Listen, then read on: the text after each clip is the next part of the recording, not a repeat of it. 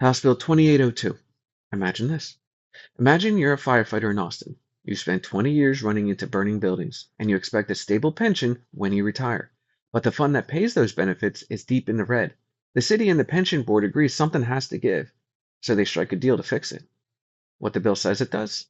House Bill 2802 says it's about saving the Austin Firefighters Retirement Fund and keeping it financially sound for decades. It creates a new funding plan so the city can pay off a $327 million pension debt within 30 years instead of letting it spiral. What it actually does? It locks the city of Austin into automatic, actuarially determined payments that come before almost everything else in the budget. It gives the pension board final say on key decisions with little outside review.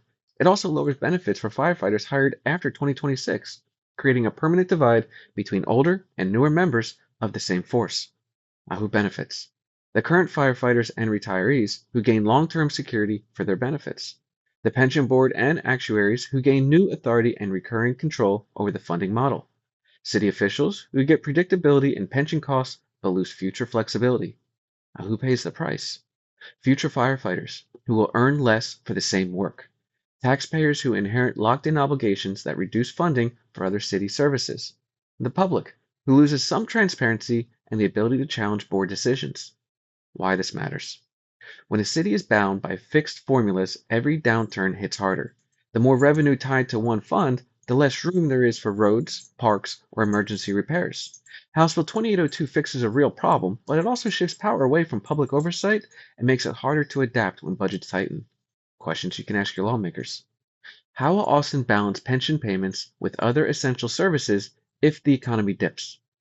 Should final and binding decisions about public money have any form of independent review? Why not add a public audit or sunset review to make sure this plan still works years down the line? Bottom line, House Bill 2802 protects the pension fund today but limits public control tomorrow, and that trade-off will shape Austin's budget for decades to come.